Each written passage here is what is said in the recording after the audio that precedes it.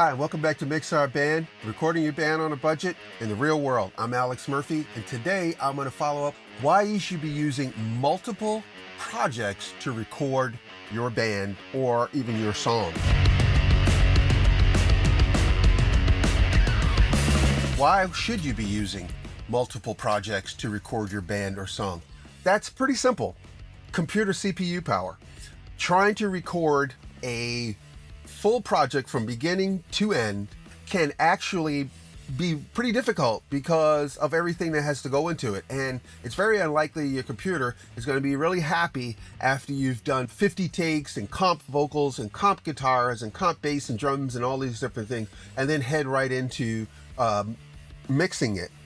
Your computer's just not going to be happy. You throw in a couple of reverbs and suddenly you start getting this too slow. My computer can't handle this and that kind of thing. So that's number one. The second reason is for organization. Having a project that has just your guitar comps in it is great. Having a project that has just your vocal comps or your bass comps or your drum comps or your synthesizer comps or your sound design comps, that's really a great way to stay kind of focused on those areas while you work. The third good reason is for sharing. Perhaps you want to send a project, you're working with someone else and you need to send them the project and you need to get it back and this kind of thing. It streamlines each step of the process so that you can focus on that project, that process, and not have to worry about, the 20 synthesizer tracks you might have going or the 5 synth bass lines you got going or other stuff that's CPU heavy, remember, and can kind of get confusing when you have 200 tracks. Eventually the song may have 200 tracks, but we don't need to have 200 tracks all the time while we're putting it together. So that's it. Let me show you what I'm talking about. Okay, so right here we can see the multiple folders. Just as sort of an example, they're actually on a different hard drive, but just for the sake of showing you how it is. So we have the original project. That's going to be one folder that has your original ideas, as complex or simple as they may be, which start in this project. Some drums, some keyboards, maybe a guitar part, that kind of thing. Then in the next project, we do our guitar tracking. All right.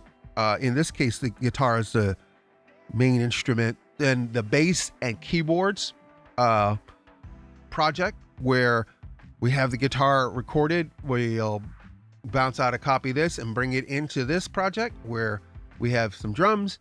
Then we can really concentrate now more thoroughly on things like bass. If it's just one bass, then hey, you may not need a whole project for that. But today's productions, one bass may take up 3 tracks because there may be a sub version of that. There may be the actual body of the bass, and then there could be a distorted track or something else, or there could be some kind of synth bass part. So as you can see here in this project, we have a track of the drums. Let's pull that down. And so basically I bring in stems.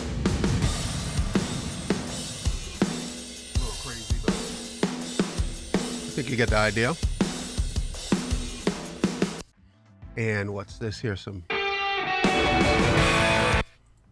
that's some of the original guitar that we actually recorded. This track right here called All Guitars here. We have some music. So basically these are stems. Let's turn this off and let's see. Right here. Yeah.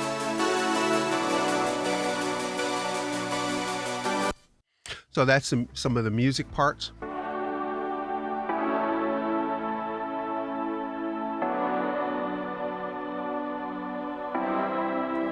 All right, so basically these 3 here, and then I have something called guide notes, and basically it might be, in this case, it's the Vox guide note, the vocal guide note, because nobody sang anything yet, or maybe there's a rough copy of it, and if it's too rough, I don't want to bring it in because the guitar may be influenced by that. So we're going to use that to go ahead and record all our guitar parts. So we have, guitar parts here. And again, the reason for while we're here is because we're talking about multiple projects. There's a lot of, like, this looks, even though there's a lot of little cuts and things, this is nice and clean. It's a nice square block and all. But here, if I open this up, you can see that there's a lot more here. Everything in green is unused. So, and this is just for recording the guitar parts.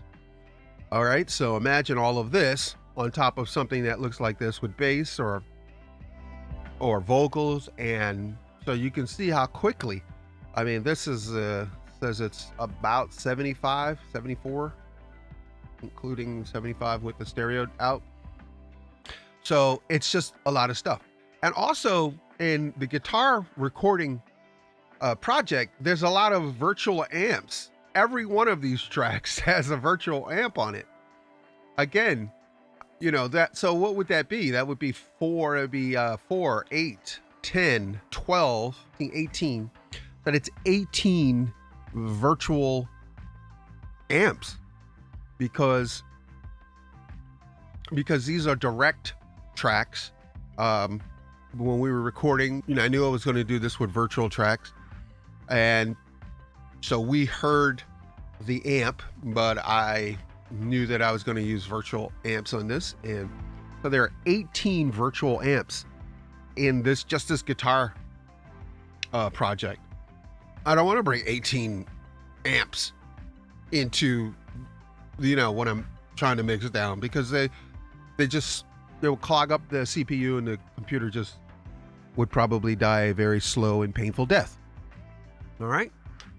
Okay, so here we are in the vocal project, and right off the bat, we have the actual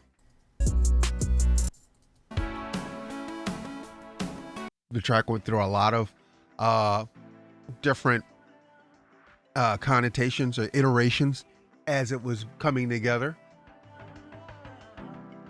We have lead vocals, we have pre-hooks right here. I'll use this yellow color as my mix bus, so I know right away, instead of me having to look, well, where's my mix bus for that particular group, I could just see it. It's right there. The yellow one is for the pre-hooks. You can see those here. We have all of this pre-hook stuff, ad-libs, backgrounds, accents of the hooks with some harmonies right here. See how quick I can just grab that, just like that. And then if I want to turn on all of the mix buses, just like that, I don't have to go and look for them. Boom, I can just kind of swipe down and turn on and off exactly what I need to be on and off, or solo, or what have you.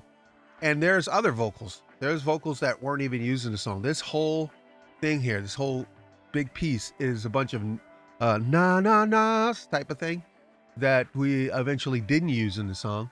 But here they are right here. And if I'm going to be honest to my word, I'll go ahead and use my pen tool to create a thing. Pull it out like that. You see it has the name, comes right up with the name. And so then, there you go. If we really take a look a little bit deeper, let me unhide some things, we can see that there's way more stuff here. There's way more tracks here.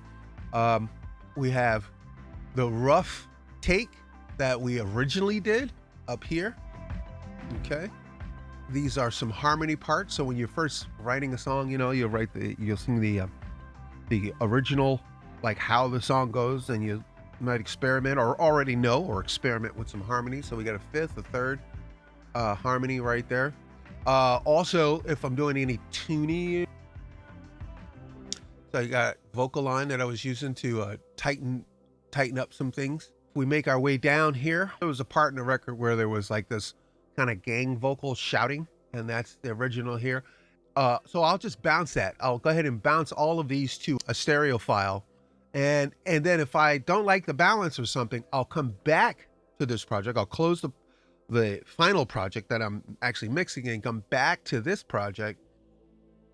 Maybe even rebounce the track. Okay, so here we are in the rap project. And basically we've got the song here again, right? So it's this track only. If we listen to that for a second.